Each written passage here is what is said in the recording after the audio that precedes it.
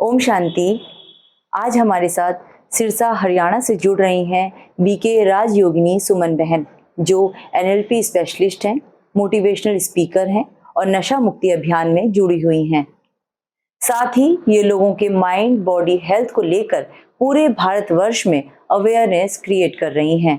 तो आइए आज की चर्चा में हम बात करें अपने स्वास्थ्य, मन और बुद्धि से जुड़े गंभीर विषयों के बारे में। तो सबसे पहले स्वागत करते हैं सुमन बहन का और शुरू करते हैं आज की चर्चा। सुमन दीदी, आपका बहुत बहुत स्वागत है। Thank you. ओम शांति।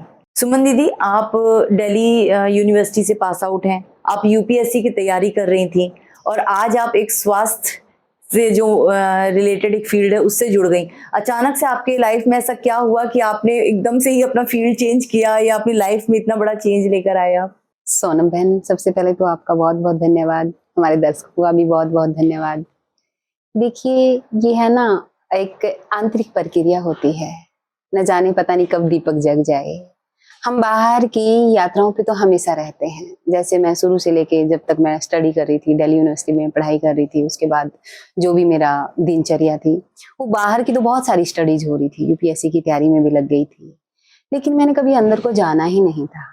फिर एक बार मैं ब्रह्मा कुमारी सेंटर गई, वहाँ पे कुछ समय बैठी। जैसे कुछ समय बैठी, शुरू में तो नहीं कुछ भी अनुभव हुआ, उसके बाद मैं 2-3 महीने बाद दोबारा गई। तो फर्स्ट डे तो कुछ ऐसा नहीं लगा था, बट मैं 2-3 महीने फिर गई नहीं। 2-3 महीने के बाद मैं फिर से गई वहाँ पे। तो वहाँ मैं कुछ देर साइलेंस में बैठी, तो मुझे अंदर का कुछ एहसास सा हुआ कि मेरे अंदर कुछ है जो मैंने कभी नहीं फील किया था। मतलब ऐसा नहीं है कि मैं बचपन से ही ऐसा प्रक्रिया कुछ अपनाती जा रही हूँ, कोई मेडिटेशन की प्रक्रिया मैंने की हो, बट ऐसा कभी नहीं मैंने मेडिटेशन को अपनाया था। लेकिन जैसे ही मैं वहाँ थोड़े कुछ समय के लिए बैठी तो मुझे बड़ा अंदर का सुकून महसूस हुआ, बड़ा आनंद महसूस हुआ। उसके बाद मैं धीरे धीरे धीरे धीरे चलती गई। फिर मैंने देखा कि परमात्मा की एक ये बहुत सुंदर सा एक यज्ञ चल रहा है, और आईएएस की स्टडी के लिए 14-15 घंटे तो जरूर देने पड़ते हैं, है ना। मैंने सोचा एक आईएएस बन के मैं क्या ही कर लूंगी, बहुत ही एक लिमिटेड सा मेरे पास सेवा का फील्ड होगा, क्यों ना मैं आंतरिक वर्ल्ड की एक सेवा शुरू कर दूं। तो मैं जैसे ही जैसे ब्रह्मा कुमारी में एंट्री की, तो मेरी अंदर की एक प्रोसेस शुरू हो गई, अंदर की एक यात्रा शुरू हो गई, और वहां से मैंने देखा कि ये अनलिमिटेड है। जैसे हम मेडिटेशन में बैठते हैं तो एक वाइब्रेशन क्रिएट होती है, एक एनर्जी क्रिएट होती है जो सीमित नहीं होती है, एक थोड़े से ही एरिया तक नहीं फैलती है। जी। और इस समय फिर मैं है ना, जब योग में बैठती थी, हम इसको योग बोलते हैं, जी। मेडिटेशन में बैठती थी तो मुझे जो दुनिया चिल्ला रही है, जो बेचैन है, जो प्रकृति में बेचैनी है, वो महसूस होती थी। और जैसे ही मैं मेडिटेशन में बैठती थी, मुझे ऐसा अनुभव होता था कि मुझसे है ना शांति रेडिएट होने लगी है, सुकून रेडिएट होने लगा। ये मेरे को किसी ने बताया नहीं, ना मैंने किसी से कभी डिस्कस किया कि मैं उनसे पूछूं मेडिटेशन में क्या होता है, कैसे करते हैं आप। मैंने कभी नहीं किसी से भी डिस्कस किया, बस मैं बैठ जाती थी मेडिटेशन में। बस मुझे अनुभव होता था कि फिलहाल मैं एक ऐसी स्थिति में बैठी हूँ कि शिव बाबा, जिसको हम परमात्मा कह देते हैं, अल्लाह कह देते हैं, नूर, उसका जैसे प्रकाश मेरे साथ जुड़ चुका है, उसकी शांति मेरे साथ जुड़ चुकी है कि मैं उसका मीडियम और उसका चैनल बन गई हूँ, और मेरे थ्रू वो इस प्रकृति को शांति का दान दे रहा है, सुख का दान दे रहा है। तो फिर मैंने सोचा, थोड़ा मन में लालच आ ही जाता है इंसान के, कि ये जो 14-15 घंटे मैं इस फिजिकल स्टडी को दे रही हूँ, इसके बजाय मैं इसमें अपना मैक्सिमम टाइम दूं, क्योंकि आईएएस तो कोई भी बन जाता है ना, बट आध्यात्म मार्ग में चलना हर किसी के बस की बात नहीं है। लेकिन मुझे इस तरह की टचिंग्स हो रही थी कि मैं शायद इस लायक हूँ, परमात्मा मुझे इस लायक समझते हैं, तो क्यों ना मैं इस तरह का जीवन अपना लूं। और जब मैं मेडिटेशन में बैठती थी, बहुत सुंदर, बहुत ही ज्यादा सुकून की वाइब्रेशन रेडिएट होती थी। तो मैंने इस प्रकृति को, इस समाज को, इस धरती को, इस आसमान को कि शांति, सुख, आनंद, प्रेम की वाइब्रेशन देने के लिए ये जीवन चुना। बहुत सुंदर आपने निर्णय लिया। मुझे ऐसा लगता है कि अगर आप एक आईएएस बनती तो शायद इस जीवन को में ही आप एक सफलता और धन दौलत और ऐश आराम आपको शायद जरूर मिलता, लेकिन जब आप सच्चे परमात्मा से जुड़ गए, शिव बाबा से जुड़ गए, तो आपने आने वाले अपने कई जन्मों के लिए जो है ना प्राप्ति कर ली, और अब आप उसमें जो है ना चीजें संजोकर जोड़ रहे हैं आने वाले कोई भी पद होता है ये इस जीवन का होता है। ये 5 फीट या 6 फीट की जो हाइट दिख रही है आपको, 5 फीट 4 इंच, बस यहाँ तक ही रह जाता है। जिस दिन ये विलीन हो जाते हैं पांचों तत्व में, वो पद भी वहीं चला जाता है। लेकिन आत्मा एक वाइब्रेशन है, एक एनर्जी है। जो ये कमाती है या जो ये रेडिएट करती है वो इसके साथ जाता है। बिल्कुल। और सिर्फ हम है ना, एक और बात है, जब हम मेडिटेशन की फील्ड में उतरते हैं स्वार्थ सबसे पहले दूर हो जाता है इंसान का। हम परमार्थ की तरफ चलते हैं कि मुझे क्या मिलेगा, मेडिटेशन करने से मुझे क्या मिलेगा, इस पे ज्यादा चिंतन नहीं करता है एक साधक। इस पे ज्यादा चिंतन करता है कि मुझसे दुनिया को क्या मिलेगा, इस समय दुनिया को क्या जरूरत है, वो इस पे काम करता है। और मेरा जो डे 1 से ही ये रहा है कि मुझे क्या मिल रहा है मेरा ज्यादा मैटर नहीं करता है मेडिटेशन से। ऑब्वियस सी बात है, मेरे थ्रू अगर परमात्मा दे रहा है किसी को सुख शांति आनंद प्रेम की किरणें, तो मेरे थ्रू दे रहा है। मैं एक मीडियम बनकर बैठी हूँ, मैं एक चैनल बनकर बैठी हूँ, तो सबसे पहले तो मुझे ही मिलेगा। वो स्वार्थ तो अपने आप उसमें पूरा हो ही जाता है। जब एंड वैल्यू बहुत बड़ी होती है तो मीन वैल्यूज उसमें आ ही जाती है ना। तो मैं ये देखती हूँ कि पूरा विश्व मुझसे शांति प्राप्त कर रहा है। मैं मतलब एक अथॉरिटी बनकर बैठती हूँ बाबा के साथ, परमात्मा के साथ, कि मैं उस अथॉरिटी पे हूँ। परमात्मा ने मुझे उस लायक समझा है कि मुझसे एक एक कण तक वो सुख शांति पहुंचनी चाहिए। बहुत सही। तो इसलिए मैं फिजिकल वर्ल्ड में इतनी क्या उपलब्धियां लेनी है क्या नहीं, वो मैटर नहीं किया। जो सूक्ष्म वर्ल्ड है, सटल वर्ल्ड है, उसमें मुझे ये काम करना था। बहुत सुंदर, मतलब बहुत अच्छा लगा मुझे आपका ये डिसीजन, क्योंकि बहुत कम लोग इतनी गहराई से जाकर इस बात को समझ पाते हैं कि हम जो परमात्मा से जो जुड़कर जो प्राप्ति कर सकते हैं वो इस मायावी दुनिया में कभी प्राप्त हो ही नहीं सकता है। तो चलिए बढ़ते हैं, आज के टॉपिक की शुरुआत करते हैं जिसके लिए आज हम जुड़े हैं। आप एक न्यूरो लिंग्विस्टिक प्रोग्रामर भी हैं, तो सबसे पहले हम जानना चाहेंगे कि न्यूरो लिंग्विस्टिक प्रोग्रामिंग होती क्या है? जी देखिए, ये है ना बहुत सुंदर टॉपिक है, लेकिन हमारे ब्रह्मा कुमारी के लिए ये बहुत पुराना टॉपिक है। जो आजकल की जो जनता है उसके लिए बहुत नए टॉपिक्स हैं ये। हमारे ब्रह्मा कुमारी में 1936 से ये शुरू हो गई थी प्रोसेस। न्यूरो लिंग्विस्टिक प्रोग्रामिंग का मतलब होता है न्यूरो मतलब ब्रेन। जो ब्रेन की सेल्स होती हैं उनको न्यूरॉन कहते हैं, और वो 86 बिलियन न्यूरॉन होते हैं हमारे ब्रेन में।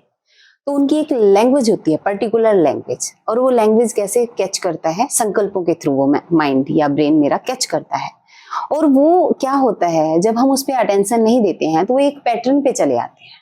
जैसे कि मुझे किसी भी चीज की आदत होगी, अल्कोहलिक जो होते हैं उनको एक चीज की आदत हो जाती है, उनके न्यूरॉन को मैसेज आता रहता है, अल्कोहल की एक अंदर से तड़फ लगी रहती है, तो वो एक पैटर्न पे चल पड़ता है, जाने ना जाने, मतलब कई बार जानबूझकर, कई बार हम चाहते भी नहीं है लेकिन उस तरफ चले जाते हैं, क्यों, एक पैटर्न पकड़ लिया है उन्होंने।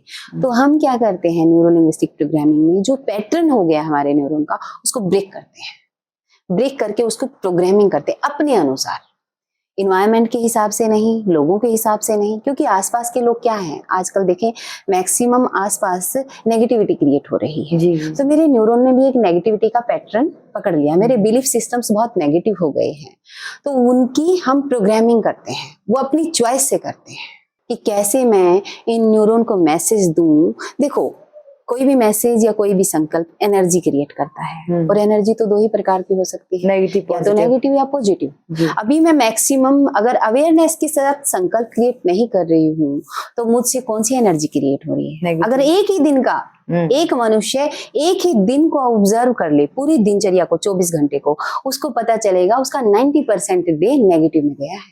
सिर्फ दैनिक क्रियाएं तो चलती हैं, खाना बना लिया, खा लिया, ऑफिस चले गए, भाई शरीर के लिए बहुत सारा कमाई करके ले आए, हम स्कूल भी चले गए, स्टडी भी कर लिया, बहुत सारी चीजें।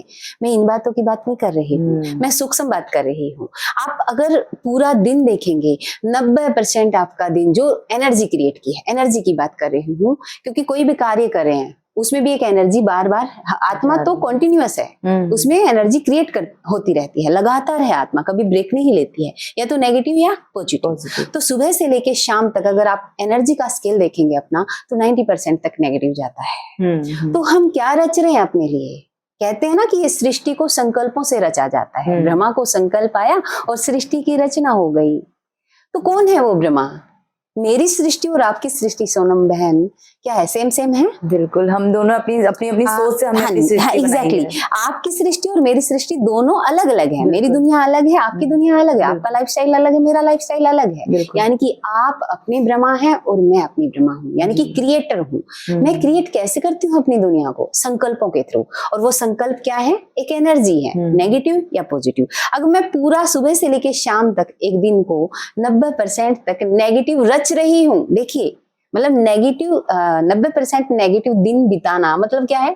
कि मैंने अपने दिन को 90% नेगेटिव क्रिएट किया है, रचा है, बैठ के रचते हैं। जैसे कोई रचना रचता है एक रचयिता, तो हम सुबह से लेकर शाम तक 90% नेगेटिव रच रहे हैं। तो क्या उम्मीद करते हैं कि हमारा जीवन पॉजिटिव हो जाएगा? कैसे हो जाएगा? इसलिए इस पैटर्न को तोड़ने के लिए इसकी प्रोग्रामिंग करनी पड़ती है। और प्रोग्रामिंग हमेशा जब हम शांति में बैठते हैं, अपने संकल्पों को ऑब्जर्व करते हैं, तो ऑब्जर्व करने के बाद उसकी प्रोग्रामिंग दी जाती है कि ये वाला संकल्प मेरे लिए उचित नहीं है, अब मुझे ये संकल्प करना है। जैसे हमारे ब्रह्मा कुमारीज में स्वमान लिए जाते हैं, हम सुबह सुबह उठते ही स्वमान लेते हैं, मैं शक्तिशाली आत्मा हूँ, I am a powerful being, I am a powerful soul, I am a peaceful soul. क्या है ये?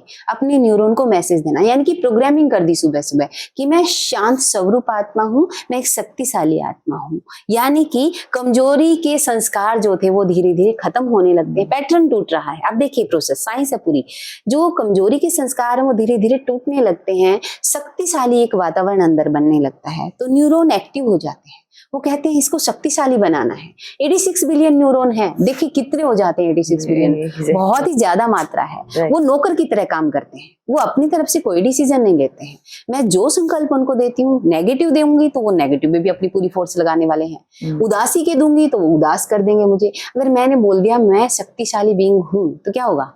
तो वो मुझे शक्तिशाली बनाने के लिए पूरा प्रयास करेंगे, दिन रात लग जाएंगे वो, और वो पूरी फोर्स फिर 60 to 70 ट्रिलियन सेल जो बॉडी में है उन तक भी मैसेज भेजते हैं। तो पूरी बॉडी का एक रिदम बन जाता है। एक केमिकल्स जो हैप्पीनेस हार्मोन्स होते हैं जैसे ऑक्सीटोसिन, सेरोटोनिन, ये सारे के सारे बहुत ही प्लेंटी ऑफ, मतलब बहुत मात्रा में ये जनरेट होने शुरू हो जाते हैं। फिर यूनिवर्स के तरफ हमारा ये जो पॉजिटिविटी का एक ओरा है, जो एनर्जी है, जो वेव्स हैं, वो फैलने लगती है। यूनिवर्स के पास भी दोनों ही एनर्जी है, नेगेटिव और पॉजिटिव। तो क्या करता है यूनिवर्स? मेरे साथ पॉजिटिविटी के साथ जुड़ने लगता है। अभी तो मैं अकेली थी, संकल्प मैंने एक क्रिएट किया था कि मैं शक्तिशाली आत्मा हूँ, अब पूरा यूनिवर्स मेरे साथ जुड़ जाता है। तो कितना मतलब गुना होकर वो पावर मुझे मिलने वाली है। तो मैं हमेशा अलर्ट रहूंगी, हमेशा शक्तिशाली रहूंगी। तो ये प्रोग्रामिंग की जाती है। जैसे हम कंप्यूटर में करते हैं ना प्रोग्रामिंग, क्या होता है? कंप्यूटर में अनवांटेड सॉफ्टवेयर को डिलीट कर दिया जाता है और वांटेड सॉफ्टवेयर को वहां पे इम्प्लांट कर दिया जाता है। तो जैसे हम इम्प्लांट करते हैं तो वैसे ही नेगेटिव संकल्पों को डिलीट कर दिया जाता है और पॉजिटिव संकल्पों को इम्प्लांट कर दिया जाता है इस ब्रेन रूपी कंप्यूटर में। तो इसको प्रोग्रामिंग कहते हैं, लैंग्वेज की प्रोग्रामिंग। और लैंग्वेज बड़ी सूक्ष्म चीज है। ये जैसे वर्बली भी होती है और नॉन वर्बली भी होती है। वर्बली जैसे हम बोल के जैसे बातचीत अभी कर रहे हैं हम, एक लैंग्वेज है। नॉन वर्बली बॉडी लैंग्वेज बहुत मैटर करती है और बॉडी से ही बहुत सारी चीजें पता चल जाती हैं कि ये इंसान दुखी है या सुखी है। 90% तो बॉडी ही बता देती है। अगर हम खुश मिजाज हैं तो उस दिन बोलेंगे भाई आज क्या खा के आए हो, कि आज तुम इतने खुश, उसने कुछ नहीं बोला बट उसकी बॉडी लैंग्वेज बता रही है कि नॉन वर्बली वो बता रही है कि मैं ओके हूँ, यानी कि मेरे न्यूरॉन पॉजिटिव कार्य कर रहे हैं आज मेरे लिए। तो इसको प्रोग्रामिंग कहते हैं। Very beautiful. आपने बहुत अच्छे से समझाया कि किस तरीके से हमारी केवल एक सोच या हमारा एक संकल्प हमारी सृष्टि रचता है। हम खुद के ब्रह्मा है। तो अगर हम सब अपनी सृष्टि खुशी, प्रेम और सुख से भरना चाहते हैं, अपनी सृष्टि में अगर हम सुख, प्रेम और शांति चाहते हैं तो हम खुद अपने ब्रह्मा हैं, हमें उसकी क्रिएशन करनी होगी। तो सबसे पहले हम अपने थॉट प्रोसेस को बदलेंगे, तभी हमारे जीवन में सुख, शांति और समृद्धि की एंट्रेंस हो पाएगी। जी, सबसे बड़ी प्रॉब्लम पता है क्या हो गई है सोनम बहन? सृष्टि पे आज इतना दुख, दर्द क्यों आ गया है? क्योंकि हमने ये जिम्मेवारी किसी और को दे दी है। हाँ, हम क्या कहते हैं, परमात्मा रच रहे हैं और कोई ब्रह्मा आया और उसने है ना संकल्पों से सृष्टि रच दी। हमारे लिए दुखी रचे हैं तो हम दुखी भोगेंगे। हमारे लिए किसी ने धन रचा तो हम धन के साथ ही मतलब एंजॉय करें। जी जी। ये जिम्मेवारी जब तक हम अपने ऊपर लेकर नहीं आएंगे कि मैं खुद का ब्रह्मा हूँ, मैं क्रिएटर हूँ अपनी लाइफ का, नेगेटिव रचनी या पॉजिटिव दोनों साइड आपके हाथ में है। अब आप डिसाइड कीजिए। जी जी जी। तो इससे हमारे देखो कोई भी इंसान हुआ, रचना तो पॉजिटिव ही चाहता है, लेकिन मैक्सिमम कार्य देखो ये है ना बहुत सूक्ष्म बातें हैं। एनर्जी के लेवल पे काम करना होता है। बातों से कुछ नहीं बनने वाला है। मैं कह दूं कि मैं है ना कि बहुत शक्तिशाली भी हूँ, लेकिन अंदर से मैं मरी पड़ी हूँ। अंदर से बहुत कमजोरी के एक वाइब्रेशन क्रिएट हो रही है। तो वो शब्दों का और मेरे अंदर की जो वाइब्रेशन है मैच ही नहीं कर रही है। ऊपर से मैं कह दूं कि आज मैं बहुत कमजोर फील कर रही हूँ, लेकिन अंदर से मैं बहुत स्ट्रॉन्ग फीलिंग में हूँ। तो वो मेरा कमजोर जो शब्द है वो मेरे ऊपर काम नहीं करने वाले हैं। इसलिए जो हम कई बार बोलते हैं ना कथनी और करनी, जो परमात्मा भी हमें कहते हैं, कथनी और करनी और सोचना, तीनों इक्वल करना होगा। ये जो सोच रहे शक्तिशाली बीइंग है, तो तुरंत अंदर से एक वाइब्रेशन क्रिएट करनी होती है कि मैं शक्तिशाली बीइंग हूँ, तो तुरंत बहुत स्ट्रॉन्ग मैसेज देने होते हैं न्यूरॉन को कि मैं शक्तिशाली हूँ, मैं बहुत शक्तिशाली हूँ। उस टाइम पे आपके न्यूरॉन एक ऑरा बनाने लगते हैं पॉजिटिविटी का, तो आप शक्तिशाली हो जाते हैं, क्योंकि पूरा यूनिवर्स आपको शक्तिशाली बनाने के लिए तैयार है। बस हम ही हैं जो अपने लिए कमजोरी उससे ले लेते हैं। जी जी। अभी जैसे हम बात कर रहे हैं अपने थॉट्स की, अपने माइंड प्रोग्रामिंग की, तो इसी से जुड़ा एक और टर्म है ऑरा, जिसको हम कहते हैं कि इसका ऑरा बहुत वीक है, इसका ऑरा बहुत स्ट्रांग है। तो वो कहते हैं वीक ऑरा में तुरंत नेगेटिविटी अट्रैक्ट हो जाती है और उसको नेगेटिव चीजें पकड़ लेती हैं, भूत प्रेत पता नहीं बहुत कुछ होता है। हाँ। और ऑरा अगर किसी का स्ट्रांग है बहुत, तो उससे जो नेगेटिविटी बहुत दूर रहती है। तो आप कैसे दूर भी होती है, और वो नेगेटिविटी भी तो देखो एक एनर्जी ही है ना, और एनर्जी की एक प्रॉपर्टी होती है ट्रांसफॉर्म होना। वो नेगेटिविटी पॉजिटिविटी में बदल जाती है। आप देखेंगे, देखो कैसे होता है, इविल सोल्स की ही बात नहीं है, भूत प्रेत की ही बात नहीं है, हम भी भूत प्रेत बन जाते हैं कई बार। नेगेटिव एनर्जी में है तो उस टाइम में क्या हम भूत प्रेत हैं। हम किसी भी संत महात्मा के सामने गए, देखिए मैं भूत प्रेत किसी भी संत महात्मा के सामने गया, जैसे ही गया वहां से मैं क्या बन के आ गई, मेरी जो एनर्जी नेगेटिव लेके गई थी, जी, वो एनर्जी किस में ट्रांसफॉर्म होके आई है, एक संत के रूप में। हाँ जी, हाँ पॉजिटिव एनर्जी में। यानी कि अगर पॉजिटिव ऑरा का इंसान आपके सामने बैठा है, जैसे ही नेगेटिव एनर्जी उसको टच करती है, तुरंत वो अपने आप को ट्रांसफॉर्म कर लेती है, नेगेटिव से वो पॉजिटिव बन जाती है। इतना पावर होती है ऑरा में। ऑरा एक आत्मा की वाइब्रेशन होती है, एक एनर्जी होती है। जैसे जैसे आत्मा मैक्सिमम टाइम जिस एनर्जी में बिताती है, नेगेटिव एनर्जी में बिताती है, तो आत्मा के चारों तरफ एक नेगेटिव सा घेराव बनने लगता है। नेगेटिव वेव्स क्रिएट होने लगती है उसे। तो जैसे जैसे आत्मा नेगेटिव वेव्स क्रिएट करेगी तो वो चारों तरफ फैलने लगेगी। चारों तरफ फैलने लगती है तो चारों तरफ से भी नेगेटिविटी मेरे पास आने लगती है। अब दूसरी तरफ है, मैं आत्मा बहुत पॉजिटिव संकल्प क्रिएट कर रही हूँ, बहुत पॉजिटिविटी के साथ बैठी हूँ। देखिए प्रोसेस है, मैंने बहुत पॉजिटिव संकल्प क्रिएट किया। एक संकल्प एक एनर्जी है, वो तुरंत जैसे कोई भी बल्ब जल रहा है, वो सिर्फ अपने लिए नहीं जलता है, नहीं, आप देखेंगे वो लाइट को रेडिएट करता है। ऐसे कोई भी मैंने संकल्प क्रिएट किया, वो पूरे विश्व के लिए क्रिएट कर रही हूँ मैं। हमें लग रहा है सिर्फ मैं मेरे लिए ही क्रिएट कर रही हूँ। जैसा संकल्प आपने क्रिएट किया, वो क्या करता है, खुद तक सीमित नहीं रहता है। संकल्प की जो एनर्जी है वो अनलिमिटेड होती है। वो क्या करती है, चारों तरफ फैलने लगती है वो एनर्जी, वेव्स के रूप में। आप फील भी कर सकते हैं, जैसे हम बैठे हैं अभी बातचीत कर रहे हैं, अभी भी फील कर सकते हैं। जैसे हमने एक संकल्प क्रिएट किया कि मैं बहुत शांत हूँ, बहुत आनंद में हूँ, तो फील करेंगे आप, मुझसे वो वेव्स चारों तरफ फैलने लगी। तो जैसे जैसे मैं बहुत बहुत बहुत इस संकल्प के साथ जुड़ी रहती हूँ, तो क्या होगा, पहले एक पतली सी लेयर बनती है ना, फिर मैंने फिर से बोला मैं बहुत शांत हूँ, बहुत आनंद में हूँ, आई एम ब्लिसफुल। तो वो क्या होगा, और गहरा होता जाएगा, वो लेयर्स और गहरी और गहरी और गहरी। तो वो इतना स्ट्रॉन्ग हो रहा मेरे चारों तरफ बन जाता है पॉजिटिविटी का। जैसे कहते हैं ना, आत्मा में 7 गुण होते हैं, सुख, शांति, आनंद, प्रेम, पवित्रता, ज्ञान, शक्ति।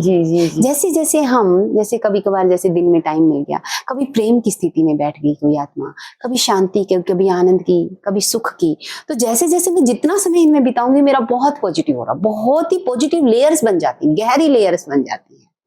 तो जैसे कोई भी इंसान मेरे सामने आएगा, पॉजिटिव आएगा तो चलो इट्स ओके, वो अगर कम एनर्जी पे है, मेरे से थोड़ी सी और एनर्जी उसको मिलने वाली है। लेकिन अगर कोई नेगेटिव भी आएगा, वो इतनी स्ट्रॉन्ग लेयर्स बनी हुई है मेरी, वो उस मेरी लेयर्स तक क्रॉस कर ही नहीं पाती उसकी नेगेटिविटी। हाँ, इतना जरूर है, जैसे उसकी नेगेटिविटी, क्योंकि नेगेटिविटी की ताकत ज्यादा नहीं होती और पॉजिटिविटी में ताकत बहुत होती है। दूर से हमें नेगेटिविटी बहुत मजबूत दिखती है, क्योंकि हवा होता है बहुत उसका, क्योंकि हमने ही डर पैदा किया। बिल्कुल। तो जैसे वो मुझे टच करेगी, वो खुद भी ट्रांसफॉर्म होने वाली है। अब इसको क्या करते हैं हम, ऑरा को क्लीन किया जा सकता है बहुत सुंदर तरीके से, कि जो ये ऑरा है बहुत मजबूत बना लिया हमने। जो आत्मा का एक एनर्जी का लेवल है, उसको ऑरा कहते हैं। और जैसे आपने पूछा था कि ऑरा क्या है, ये उसका ही जवाब है। जी। अभी जैसे हम माइंड की बात कर रहे हैं, तो कहते हैं कि माइंड अगर आपका खुश होता है तो इसमें अच्छे हार्मोन्स क्रिएट होते हैं, एक डोपामाइन और वो सब रिलीज होने लगते हैं, हैप्पीनेस हार्मोन्स। उसके बारे में थोड़ा बताएं। हाँ, इसमें है ना 2 कंसेप्ट आ जाते हैं सोनल बहन, कि हैप्पीनेस हार्मोन है क्या चीज। आजकल हम देखेंगे मैक्सिमम जनरेशन जो हमारी है उसमें मैक्सिमम हैप्पीनेस हार्मोन जनरेट नहीं होता। नहीं, सेरोटोनिन तो बिल्कुल ही खत्म हो गया है। बच्चों में उमंग उत्साह रहा कहाँ है? सेरोटोनिन हमेशा उमंग उत्साह जनरेट करता है। सबसे इम्पोर्टेंट है इसमें खाना बहुत मेजर रोल प्ले करता है इसके लिए। जैसे हम राजयोग मेडिटेशन करते हैं, हमारे एक बहुत सुंदर सा एक इसमें कॉम्बिनेशन होता है खाने का और सोच का। जैसे जैसे सोच हम क्रिएट करते हैं 86 बिलियन न्यूरॉन उसको कैच करते हैं, एक न्यूरोप्लास्टिसिटी जनरेट होती है, उससे न्यूरल पाथवे जनरेट हो जाता है। तो न्यूरॉन जो है हमारे वहां से केमिकल्स जनरेट होना शुरू हो जाते हैं, dopamine, serotonin, oxytocin, human growth hormone हो गया, कैंसर की जो सेल है उसको जो मारने वाले हार्मोन है, ये भी तो हैप्पीनेस हार्मोन है ना, जो मेरी किसी भी बीमारी को खत्म कर रहा है। इम्यूनिटी बढ़ाने वाले जो हार्मोन है वो सारे के सारे थोड़े थोड़े जनरेट होना शुरू हो जाते हैं। जैसे जैसे वो जनरेट होते हैं मेरी एक एक सेल तक वो जाना शुरू कर देते हैं, 60 to 70 ट्रिलियन सेल तक, ठीक है। लेकिन उससे भी ज्यादा इम्पोर्टेंट हमारा गट बहुत इंपॉर्टेंट रोल प्ले करता है। इसके बारे में थोड़ा बताएं कि हमारा गट किस तरीके से हमारी लाइफ में इंपॉर्टेंट रोल प्ले कर रहा है। देखो, माइंड और गट का एक बहुत सुंदर कनेक्शन होता है। जैसे हैप्पीनेस हार्मोन की जो आपने बात की है ना, तो गट को भी एक ब्रेन बोला गया है, लेकिन हम उसको सेकंड ब्रेन बोल देते हैं। हाँ। आने वाले समय में आप देखेंगे इसको फर्स्ट ब्रेन बोला जाएगा। ओके। क्योंकि हैप्पीनेस हार्मोन है ना 95% तक गट से जनरेट होते हैं, 95%। और ये गट ब्रेन हमारे पेट में होता है? गट ब्रेन जो होंठ है जहाँ से खाना शुरू होता है, और जो हमारा एनस पार्ट है एक्सक्रीशन की जो क्रिया है, मतलब यहाँ से खाना डला और जहाँ से भी एक्सक्रीशन की प्रक्रिया होती है एनस पार्ट, उस पूरे ही पार्ट को हम गट बोलते हैं। इसमें लार्ज इंटेस्टाइन, स्मॉल इंटेस्टाइन सब आ जाते हैं। अब इसमें जो हम डाल रहे हैं उनके थ्रू 95% हमारे हैप्पीनेस हार्मोन जनरेट होने वाले हैं। हम सुबह से लेकर शाम तक डाल क्या रहे हैं? क्योंकि मैंने बोला, देखिए एक टर्म यूज की है, गट एक ब्रेन है। गट एक सिर्फ डाइजेशन या एक्सक्रीशन का ही सिर्फ एक मशीन नहीं है। गट एक ब्रेन है, और ब्रेन क्या करता है? इमोशन को कैच करता है। इमोशन को आपने जैसे कि पिज्जा डाल दिया, बर्गर डाल दिया, बहुत हैवी खाना डाल दिया, उस हैवी खाने से मेरे गट में जो खाना गया उससे क्या होता है? एक तो उसको बहुत बहुत बहुत ज्यादा काम मिल जाता है। जैसे एक ही पर्सन को मैं 10% का काम दे दूं, 10 जनों का काम दे दूं, क्या होने वाला है? वो थक जाएगा और वो अवॉइड करने लगेगा काम को, वो अपना भी काम छोड़ देगा, उसकी सीरियसनेस खत्म हो जाएगी। तो हमारे गट को हम रेस्ट देते ही नहीं है, सर्विसिंग मोड पे तो कभी लगाते ही नहीं है। जैसे एक स्कूटी खराब हो जाती है, जैसे हम लगातार स्कूटी को यूज करते रहे, क्या होगा? कभी ना कभी तो खराब होगी ना वो। तो उसके लिए हम ठीक रखने के लिए क्या करते हैं? उसको गैराज में खड़ा करते हैं। सबसे पहले उसको खड़ा करते हैं, उसके बाद उसकी है ना रेस्ट देके उसकी सर्विसिंग करते हैं, ऑयलिंग करते हैं, पता नहीं क्या क्या जो उसमें होता है। ऐसे ही हमारा गट को गैराज में खड़ा करना पड़ता है कुछ समय के लिए, यानी कि इसको थोड़ा सा ब्रेक देना पड़ता है, हर चीज से ब्रेक। यानी कि पानी तक भी इसमें डालना उस समय पे सही नहीं होता है, पानी भी नहीं डालना चाहिए। हम कई बार है ना 5 लीटर 6 लीटर पानी ही पिए जा रहे हैं। फिर पानी ऐसे कैसे तो नहीं निकलना है, उसमें किडनी भी आपकी वर्क करने वाली है, फिल्ट्रेशन तो चलेगा ना पानी में। तो इतने सारे हम बॉडी को काम देते रहते हैं। वो 10-20 जनों का काम कर करके थक चुकी है, अपना भी काम करना उसने छोड़ दिया है। इसलिए हमारा गट जब भी हैवी खाना जब उसके अंदर जाता है तो वो तुरंत एक्टिव हो जाता है। वो कहता है कि है ना इसने फिर से मेरे ऊपर 10 जनों का काम डाल दिया है, तो वो नेगेटिव हार्मोन वहां से जनरेट करना शुरू कर देता है। एंडोक्राइन जो सेल है 20 से भी ज्यादा हार्मोन क्रिएट करती है, तो वो कॉन्स्टिपेशन के, टेंशन के, स्ट्रेस के हार्मोन जनरेट करना शुरू कर देगी। जो सेरोटोनिन है, ऑक्सीटोसिन है, 95% गट से रिलीज हो रहा है, वो बिल्कुल नहीं रिलीज होता है। तो उमंग उत्साह रहता कहाँ है आजकल? हमें काम का ही उमंग उत्साह नहीं रहता है। क्या कारण है? क्योंकि गट उस सेरोटोनिन को जनरेट नहीं कर रहा है। दूसरी बात, जो हैवी खाना है, एक तो हम गट का खाना उसको नहीं दे रहे हैं। अब हम थोड़ी सी देर बाद उसके ऊपर डिस्कस करने वाले हैं कि हमारे गट का खाना है क्या फिर। तो अभी जैसे कि गट को उसका खाना नहीं दे रहे हैं, बहुत हैवी खाना, 10 जनों का उसको खाना दे रहे हैं, 10 जनों का काम दे रहे हैं, वो उस बात से मेरे से नाराज है। दूसरी बात, गट एक ब्रेन है, वो इमोशन को कैच करता है, वाइब्रेशन को कैच करता है कि जो खाना उसमें डाला है किस वाइब्रेशन का डाला है। मतलब हमारे खाना बनाते वक्त हमारे क्या थॉट्स? Exactly, thoughts. और जैसे हम बाहर से ऑर्डर करते हैं, जोमेटो से ऑर्डर करते हैं, उसके पीछे क्या इसका रीजन? मनी माइंडिंग की थोड़ा सा लालच। तो लालच लेके आया वो पिज्जा, और मैंने पिज्जा खाया, एक तो गट को 10 जनों का काम हैवी खाना दिया, उसका खाना नहीं दिया, साथ में गट एक ब्रेन है, वो इमोशन को भी कैच करता है। उस खाने में इमोशन कौन सा डाल के दिया है? लालच का। तो मेरे अंदर कैसे विकार खत्म हो जाएंगे, कैसे मैं शांति को प्राप्त कर सकती हूँ इस तरह का हैवी खाना खाते खाते, उस लालच का खाना खाते हुए। इसलिए हमारे ब्रह्मा कुमारी में एक बहुत सुंदर सा कंसेप्ट पे कार्य किया जाता है और इससे बहुत वंडरफुल रिजल्ट्स हैं, बहुत ही सुंदर है। मतलब लोग एक्सपेरिमेंट कर करके देखते हैं। मैं दर्शकों के लिए भी कहना चाहूंगी, आप भी 3 महीने इस तरह की प्रोसेस अपनाइए। आप परमात्मा की याद में खाना बनाइए, फिर परमात्मा की याद में वो खा के देखिए। जो इमोशन जाने वाली हैं अंदर उस खाने के साथ, उससे बहुत सारा सिस्टम आपका अंदर का चेंज होने वाला है। क्योंकि आपका ब्रेन है वो गट, फिर वो क्या करेगा, फिर से हार्मोन जनरेट करने हैं उसने, एंडोक्राइन सेल को फिर से हार्मोन जनरेट करने हैं। वो कौन से क्रिएट करेगा? ऑक्सीटोसिन, सेरोटोनिन, ये सारे के सारे हार्मोन जनरेट होंगे और मेरी एक एक सेल तक जाएंगे। वैसा ही कि मेरा ओरा मजबूत होता जाएगा। अब इन दोनों का कनेक्शन होता है माइंड और गट का, वो वेगस नर्व के थ्रू जुड़े होते हैं। वेगस नर्व एक नली टाइप ही लगा सकते हैं, दोनों के बीच में एक कनेक्शन होता है। वेगस नर्व क्या करती है, 20% तक मैसेज ब्रेन से गट की तरफ लेकर जाती है। अगर मेरा ब्रेन नेगेटिव संकल्प क्रिएट कर रहा है, नेगेटिविटी क्रिएट कर रहा है, तो उस समय मेरा ब्रेन जो भी मैसेज वेगस नर्व को देगा वो गट तक लेकर जाएगी, नेगेटिविटी लेकर चली गई। ठीक है, तो मेरे गट में ऑलरेडी बहुत हैवी खाना पड़ा था, कुछ तो वो उसकी वजह से जनरेट कर रही थी नेगेटिव हार्मोन, क्योंकि दोनों तरफ से होने हैं हार्मोन। तो माइंड भी करता है तो गट भी हार्मोन जनरेट करता है। कुछ हैवीनेस की वजह से और कुछ नेगेटिव संकल्प आए हैं, दोनों को मिला के वो बहुत हैवी एनर्जी क्रिएट कर देता है, जो अर्थराइटिस के रूप में आती है, कभी बीपी के रूप में, कभी शुगर के रूप में, बहुत सारी बीमारी, कैंसर तक बन जाती है। उसके बाद अगली प्रोसेस क्या होती है, देखिए दोनों तरफ के मैसेज होते हैं, इधर से लेके गई गट तक। अब गट से जो मैसेज जनरेट होता है वो ब्रेन तक लेकर जाती है। वो 80% तक का उसका कन्वर्सेशन चलती है गट से ब्रेन तक। अब गट में जा क्या रहा है सुबह से लेके शाम तक? तीनों टाइम पका हुआ खाना, पूरी और हलवा और जो भी है, पिज्जा, बर्गर, जो भी। अब गट की तरफ से 80% मैसेज मेरे ब्रेन को गए कि इसने आज फिर मेरे साथ नाइंसाफी की है, बहुत गलत खाना मुझे दिया है, नेगेटिव मैसेज गए। तो ब्रेन क्या करेगा, उस नेगेटिविटी को एक्सेप्ट करके, क्योंकि ये न्यूट्रल है, जैसे इनको मैसेज जाने वाले हैं ये वैसा ही रिएक्ट करेंगे। माइंड के पास संकल्पों के थ्रू प्रोसेस चलती है, गट के पास खाने के थ्रू चलती है। ठीक है, दोनों में गलत गलत हो गया है, तो गट बहुत गलत मैसेज वेगस नर्व को देता है और वेगस नर्व न्यूरॉन को जो मैसेज लेके जाती है, तो एक क्या बन जाता है, एक नेगेटिविटी का ओरा बन जाता है और हम कभी भी हील नहीं हो पाते हैं। कई बार हम बहुत मेडिटेशन को भी अपना लेते हैं, लेकिन फिर भी हमारा मन कई बार शांत नहीं होता है। हम उस अल्टीमेट स्टेज तक पहुंच नहीं पाते जो योगी की स्थिति होती है। उसका कारण ही यही है क्योंकि हमारे गट की तरफ से अच्छे मैसेज जनरेट नहीं हो रहे हैं। हमारा सिर्फ अकेला माइंड ही जनरेट नहीं करता है, हमारा गट भी जनरेट करता है। गट तो बल्कि 80% तक मैसेज लेके जा रहा है। अगर वो नेगेटिव मैसेज जनरेट, आपने कह दिया कि मैं शांत स्वरूप आत्मा हूं, मैं परमात्मा से जुड़ी हूं, आपने एक संकल्प किया, ठीक है, पॉजिटिव एनर्जी क्रिएट की।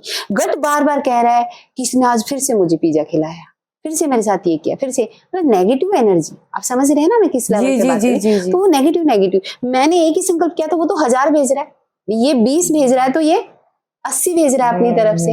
तो क्या होगा, कई बार मेडिटेशन करते करते भी मैं उस अवस्था को पहुंच नहीं पाती हूँ जो मेरी एक अल्टीमेट एम होता है, स्वरूप में टिकना। आत्मा अपने स्वरूप में टिकना चाहती है ना, सुख शांति आनंद प्रेम में टिकना चाहती है, तो मैं कभी भी उसमें पास हो ही नहीं पाती। तो इसलिए इस वेगस नर्व जो फैटिग हो गई है।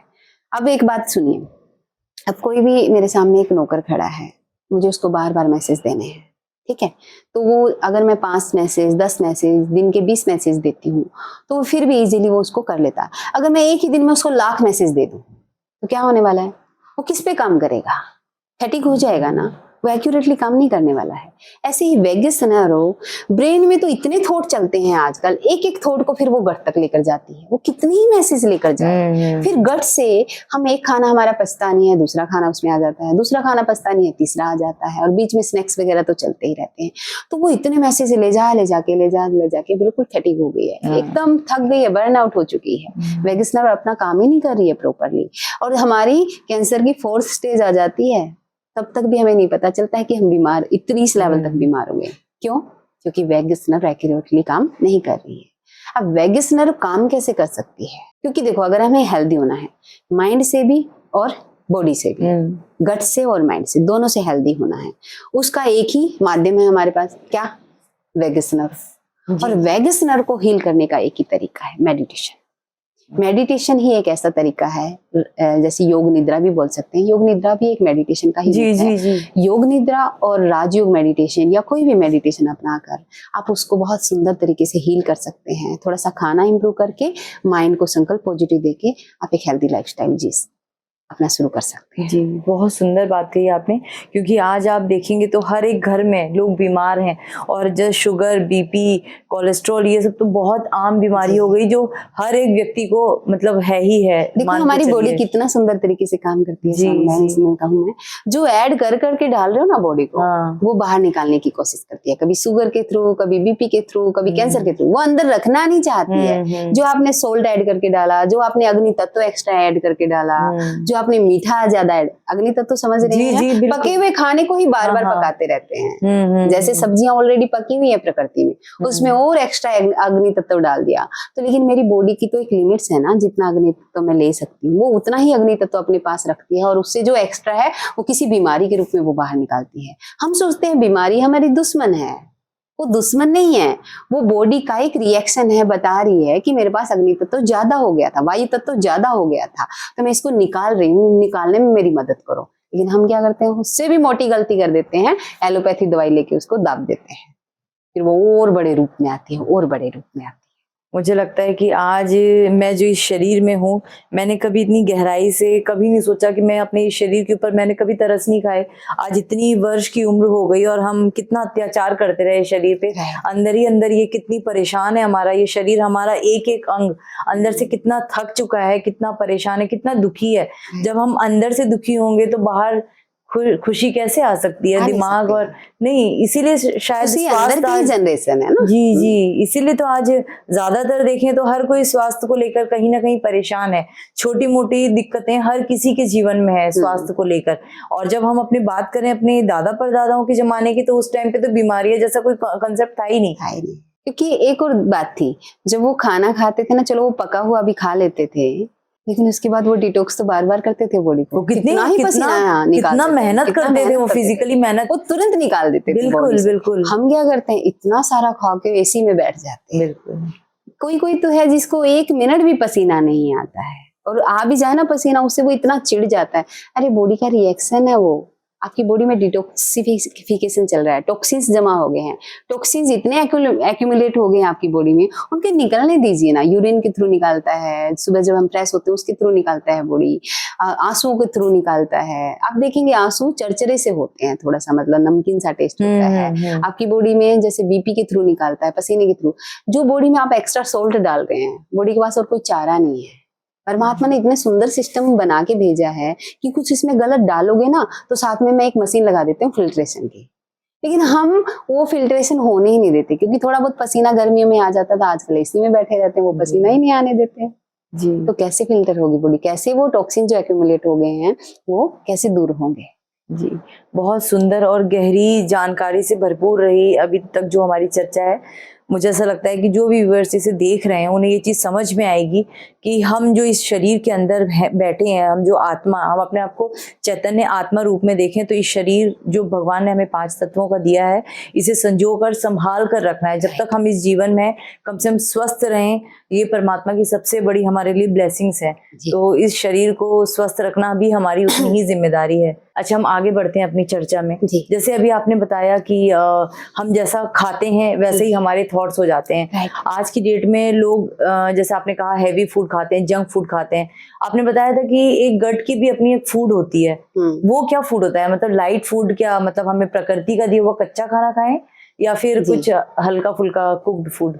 देखो सीधी सी बात है, मैं एक है ना बहुत सिंपल वे से एक बात कहती हूँ आजकल, जो बहुत सिंपल है लेकिन इसको हमें ना पूरा जीवन बिता देते हैं, इसी एक छोटी सी बात को नहीं समझ पाते हैं। सबसे बड़ी बात तो ये है कि बॉडी अपनी डॉक्टर खुद है जी। उसको जब कोई तकलीफ होती है, उसको अगर आप रेस्ट मोड में डाल दो ना, वो अपने आप उसको हील कर देती है। हमें डॉक्टर्स के पास जाने की जरूरत ही नहीं है। उसको पता है उसकी बॉडी में हवा बढ़ी है, अग्नि बढ़ा है, अब उसको रेस्ट दे दो। रेस्ट इन द सेंस खाना बंद कर दो उसका, तो वो अपने आप निकाल देती है उसको। अच्छा, ये बॉडी किसने बनाई है? सबसे पहले तो मैं आपसे ये क्वेश्चन पूछती हूँ। हमारे इस प्रकृति ने, प्रकृति माने 5 तत्वों जी है ना जी। तो खाना वो कौन बना बना के खिला रहे हैं? प्रकृति हमें खाना दे रही है। खाना प्रकृति दे रही है, हाँ। लेकिन घर पर आकर कौन बना के खिलाता है? फिर से उसको बनाकर खिलाते हैं माताएं बहनें। माताएं बहनें। इसका मतलब जिसने इस शरीर को बनाया था उसके खाने में कुछ मिलावट करके, कुछ डाल के, कुछ उसको मिक्स करके उसके बाद हम उसको कंज्यूम करने के लिए देते हैं अपने बच्चों को, है ना। माँ, यानी कि एक माँ ने इस शरीर को नहीं बनाया है, माँ के थ्रू ये शरीर इस धरा पे आया है। ये बात सत्य है, एक माँ के थ्रू ही हम जन्म लेते हैं ना। लेकिन क्रिएशन किसकी है? प्रकृति की। परमात्मा प्रकृति के थ्रू ही ये 5 तत्वों का बैलेंस बना के देता है जी। तो अगर प्रकृति मेरे लिए खाना बनाए तो भी माँ को तो नहीं पता। सुबह सुबह वो आलू के पराठे बना देती है, उसको नहीं पता कि इसकी बॉडी में कितना क्या डालना है, कितना अग्नि डाल के दूं, कितना हवा डाल के दूं, कितना पानी डाल के दूं, कितना इसमें आसमान तत्व डालना है, नहीं पता ना मेरी माँ को। तो बस वो आलू के पराठे बनाना जानते हैं और मैं आराम से ढूंस लेती हूँ उसको। दूसरा ही बोलेंगे आलू के पराठे को तो क्या होगा, मैं आलू के पराठे जैसी बनती जाऊंगी। उसमें क्या है, पानी कितना होता है? मेरी बॉडी में 70% पानी है, आलू के पराठे में कितना पानी होता है? बिल्कुल नहीं होता है ना। बल्कि जो होता है वो मुझे लग रहा है वो भी सूख जाता है, क्योंकि अग्नि तत्व से वो भाप बनकर उड़ जाता है। अब अगर मैं, जिसने मेरा ये शरीर बनाया है, उसी का एज इट इज बना हुआ खाना खाऊं, जैसे प्रकृति ने ये शरीर बनाया 5 तत्वों ने, अब 5 तत्व मिले हुए हैं एकदम अच्छे से, मेरे लिए दिन रात मेहनत करते हैं, सबके सब मिलकर मेरे लिए खाना तैयार करते हैं। पहले एक बीज उगता है, उसको प्रॉपर सनलाइट दी जाती है, चांद अपनी चांदनी देता है, पानी उसको सींचता है, धीरे धीरे एक पेड़ बड़ा हो जाता है, धीरे धीरे फल लगते हैं, सूर्य उसको पकाता है, चांद उसमें रस भरता है ना। और हवा तत्व और ये आसमान तत्व सब उसमें है ना, बहुत प्रॉपर वे से, प्रॉपर परफेक्ट प्रोपोर्शन से वो मिक्स कर देते हैं अपने आप को, 5 तत्व उसमें। और फिर जब वो पक जाता है तो मेरे लिए गिरा देता है। अब कहता है, क्या संकेत देता है कि ये तेरे लिए खाना रेडी है, अब उठा के खा सकते हो, है ना। राइट। तो हम लाते हैं, धोते हैं, काटते हैं। चलो आम को ही ले लेते हैं, आम का सीजन आ रहा है, काटते हैं, उसमें भी नमक लगा के खाते हैं। देखो प्रकृति पे फिर भी विश्वास नहीं करे, उसमें काटते हैं, मिक्सी में ग्राइंड करते, थोड़ा दूध डालते, थोड़ा चीनी डालते हैं, फिर उसको कंज्यूम करते हैं। जी जी। क्या प्रकृति पे हमें विश्वास नहीं है कि जो उसने खाना बना के दिया वो प्रॉपर वे से नहीं बनाया? फिर हम क्या करते हैं, उस पके हुए खाने को, जैसे हम गाजर, भिंडी और जो भी शिमला मिर्च, ये सारी चीजें जो हम लाते हैं बाजार से, प्रकृति उनको पका कर देती है ना। अब गाजर को और पकाने की जरूरत है या वो एज इट इज खाई जा सकती है? बिल्कुल खाई। लेकिन हम लाते हैं किचन में, उसको गैस पे रखते हैं और उसका अग्नि तत्व बढ़ा देते हैं। अब अग्नि तत्व बढ़ा के दिया है बॉडी को, तो वो भी तो बेचारी अपने आप को ठीक रखना चाहती है। बॉडी को पता है उसको ठीक कैसे रखना है, तो उसको बीमारी के रूप में ला देती है। संकेत है, बीमारी इंडिकेटर है कि वो एक्स्ट्रा हो गया है अग्नि तत्व, उसको निकालो। क्योंकि परफेक्ट प्रोपोर्शन में जो अग्नि तत्व था उसके साथ मैंने छेड़खानी कर दी है, छेड़खानी जैसे की है, फिर मेरी बॉडी उसको बेचारी निकालती है। इसलिए जो प्रकृति हमें पका कर दे रही है, हमें वो खाना खाना है। यानी कि वैसे तो लोग उसको कच्चा खाना बोलते हैं, जी, लेकिन देखा जाए तो प्रकृति के द्वारा पकाया हुआ खाना ही मेरे लिए बना है। और आप जब प्रकृति के द्वारा बनाया हुआ खाना खाते हैं ना, गट उसमें बहुत खुश होता है। जी जी। जो मेरी गट लाइनिंग आज छेद वाली हो गई है, जैसे ओजोन परत में छेद हो गई है, तो क्या हो गया, अल्ट्रावायलेट किरणें आ रही हैं, स्किन प्रॉब्लम बढ़ रही है, कैंसर बढ़ रहा है, आंखें कमजोर हो रही हैं, क्योंकि ओजोन में छेद हो गया है। ऐसे ही ये पका हुआ खाना खा खा के जो मेरे गुड बैक्टीरियाज हैं उनकी अमाउंट कम हो गई है बड़ी आंत में, बैड बैक्टीरिया की अमाउंट बहुत बढ़ गई है। और क्या हो गया है, गुड बैक्टीरिया और बैड बैक्टीरिया ये मेरी गट लाइनिंग को खाने लगे हैं। गट लाइनिंग में छेद हो गए हैं। गट लाइनिंग एक फिल्ट्रेशन होता है कि हर चीज को प्योरीफाई करके ब्लड में भेजता है ना। जी, ब्लड बनाता है। बिल्कुल। अब वो मेरी छलनी में ही छेद हो गया है, तो इम्प्योरिटीज भी जाएंगी ना उसमें, और ब्लड का ही पूरा कनेक्शन पूरी बॉडी से जुड़ा हुआ है कि नहीं? तो इसलिए मेरे को बीमारी हो रही है।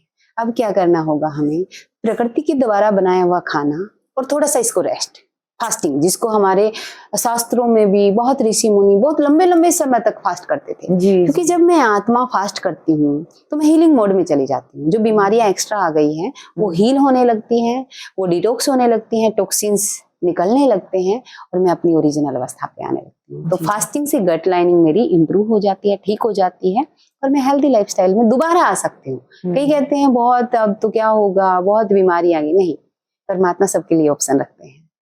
एक बार जिस पल आप जाग जाओ ना, उसी पल सवेरा हो सकता है। अगर बहुत बहुत ज्यादा बीमारी से ग्रसित है ना, आज भी इस पल में, आज अभी से इसी पल से आप प्रकृति के द्वारा भोजन बनाया हुआ खाइए, बहुत सुंदर संकल्प कीजिए, अपनी वैगस नर्व को धीरे धीरे हील कीजिए, माइंड और गट का कनेक्शन सुंदर कर लीजिए। आप देखिए 15-20 दिन, 1 महीना तो लगेगा भी नहीं, आप दोबारा वैसी जिंदगी में आ जाओगे जैसी जिंदगी आपने शुरू की थी। कई बार हम देखते हैं कि बीमारी लाने में तो 40 साल लग जाते हैं। अब देखते हैं कि शरीर फिर भी चलता ही रहता है, चलता ही रहता है, बीमारियां होने के बाद भी चलता रहता है, और बीमारी को खत्म करने में 6 महीने भी नहीं लगते हैं। अगर हम सीरियसली करना चाहते हैं तो दोबारा अपना जीवन सुंदर बनाया जा सकता है। बिल्कुल। और अभी आपने एक बहुत सुंदर बात कही कि हम जब फास्ट करते हैं यानी व्रत करते हैं तो हमारी बॉडी स्वतः ही हील होने लगती है। लेकिन अभी जैसे कि नवरात्रि खत्म हुए, मुझे तो ऐसा लगता है कि हम व्रत के नाम पर खुद के साथ ही धोखा करते हैं। व्रत में हम सबसे ज्यादा हम ऑयली फूड उसी टाइम ही कंज्यूम करते हैं। हम कूटू की पकौड़ियाँ, पूड़ियाँ और इतनी सारी चिकनाइयाँ खाने लगते हैं।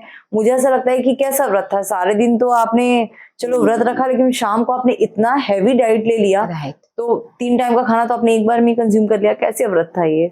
जो नवरात्रे रखे जाते हैं ना, जो अष्टभुजाधारी दुर्गा को दिखाया जाता है, एक आत्मा की 8 शक्तियां बढ़ाने के लिए, 8 शक्तियां जागृत करने के लिए वो व्रत रखा जाता है। लेकिन पता नहीं आज का ह्यूमन बीइंग क्यों इतना सो गया है, क्यों उसकी अवेयरनेस इतनी खत्म हो गई है। ये सोचने की बात है, थोड़ा सा हमें इस पे चिंतन करना चाहिए सबको अपने जीवन को लेके कि 8 शक्तियों को जागृत करने के लिए मैंने ये व्रत रखे हैं। हम व्रत रखे जा रहे हैं अंधाधुंध, उनके पीछे टारगेट भी तो था। मनुष्य कोई काम कर रहा है, उसके पीछे टारगेट होता है कि नहीं। आज मैंने व्रत रखा, 9 दिन का टारगेट रखे, उसके पीछे बहुत बड़ा रीजन है कि तुम्हें 8 शक्तियां जागृत करनी है। 8 शक्तियां ऐसे ही जागृत हो जाएंगी क्या? पहले तुम्हें सूक्ष्म होना पड़ेगा। ये सूक्ष्म आत्मा की प्रॉपर्टीज हैं, 8 की 8। जब तक मैं आत्मिक लेवल पे जाऊंगी नहीं, तब तक ये 8 शक्तियां जागृत नहीं होने वाली। आत्मा की शक्तियां हैं ना 8 की 8। अब आत्मिक लेवल तक जाने के लिए मुझे क्या करना होगा? इन पहले 5 कर्मेंद्रियों के ऊपर थोड़ा सा उठना होगा। 5 कर्मेंद्रियां जो मैंने हर पल बिजी कर रखी हैं, उन 5 कर्मेंद्रियों को थोड़ा फ्री करना पड़ेगा, ताकि ये आत्मा अपनी कर्मेंद्रियों को देख सके, जो इसकी खुद की कर्मेंद्रियां, सूक्ष्म कर्मेंद्रियां हैं। आज मैं आंखों को इन्वॉल्व इतना कर चुकी हूँ टीवी देखने में, स्क्रीन देखने में। ये जो 5 के 5 जो कर्मेंद्रियां मुझे इतना बिजी किए हुए हैं, इतना बिजी किए हुए हैं, आत्मा को देखने का टाइम कहाँ है? व्रत भी रखा हमने, व्रत मैंने होता है आज हम बुरी चीजों का विनाश करेंगे, और जो 5 कर्मेंद्रियों को मैंने बिजी कर रखा है, उन 5 कर्मेंद्रियों को मैं व्रत मतलब एक कसम खाती हूँ कि इन 5 कर्मेंद्रियों को मैं कुछ समय के लिए इजी रखूंगी, भी इनको कोई ज्यादा काम नहीं दूंगी, और मैं अपनी सूक्ष्म शक्तियों को पहचानने की कोशिश करूंगी। उस समय पे हम क्या करते हैं, खाने की प्लानिंग कर रहे होते हैं, मन को इतना बिजी करे रखते हैं, आज मैं क्या क्या प्लानिंग कर सकती हूँ, नए नए आइटम क्या क्या बनाऊं किचन में, कितना अग्नि तत्व बढ़ा कर दूं, व्रत में भी कितना अग्नि तत्व बढ़ा कर दूं। कानों से हम कुछ चल हम भजन ही सुन रहे हैं, सपोज कीजिए, भजन भी तो कहीं बाहर की क्रिएशन, कितना ही सुन लोगे, ठीक है हमने 1 भजन सुना, 2 भजन, लेकिन फिर उस पर चिंतन भी तो करना था, आत्मा को जागृत करना है। लेकिन हम 9 दिनों में भी इन 5 कर्मेंद्रियों में ही इन्वॉल्व हुए रहते हैं जी। लेकिन व्रत होता है आत्मा को जागृत करना। ये जब 5 कर्मेंद्रियां जब शीतल हो जाती हैं, थोड़ा सा इनको आप रिलैक्स रखते हैं, रेस्ट मोड पे लेके जाते हैं, तब आत्मा की कर्मेंद्रिय जागृत होती है, आत्मा की सूक्ष्म कर्मेंद्रिय। लेकिन इस लॉजिक तक पहुंचने के लिए थोड़ा सा खाने से अवॉइड होना पड़ेगा, क्योंकि खाना हर कर्मेंद्रिय पे असर करता है। आंखें भी देखती हैं उसको, ललचाती हैं, जीवा तो फिर उसकी है ही, फिर कान भी उसको मतलब फील करते हैं ना, हर एक कर्मेंद्रिय है ना उसको खाने को फील करती है। अगर आप एक खाना ही छोड़ दो ना, मतलब इस तरह का, तो आपकी 5 कर्मेंद्रियां रेस्ट मोड पे चले जाएंगे, और आप देखो आत्मिक स्थिति बनती है कि soul conscious, soul conscious, soul conscious. एक हवा बना दिया है हमने कि पता नहीं कैसे करते होंगे तपस्वी महात्माओं को, तो वहां बैठना होगा, हिमालय पे जाके एक पैर पे खड़ा होना होगा, तब जाके सोल कॉन्शियस हो सकते हैं। आप घर पे खाना छोड़ दीजिए, आप सोल कॉन्शियस हो जाएंगे जी, क्योंकि आपकी कर्मेंद्रियां बिजी होना बंद कर देंगी, तो आपके पास रह क्या गया? किस पे काम करोगे? फिर आत्मा पे ना। बिना आंख पे काम कर रहे, ना नाक पे काम कर रहे, ना जीवा पे काम कर रहे, रह गया कौन? एक एटर्नल एनर्जी जो लगातार है, जो शाश्वत है, फिर वही बचती है और वो अपने आप को उजागर करने लगती है। जो अभी इमर्ज रूप में पड़ी है ना हमारे अंदर वो शक्ति, वो फिर इमर्ज रूप में बाहर निकलने लगती है, जिसको जो सोल कॉन्शियस नेचुरल अवस्था आ जाती है, फिर हमें प्रयास नहीं करना पड़ता है। जी जी।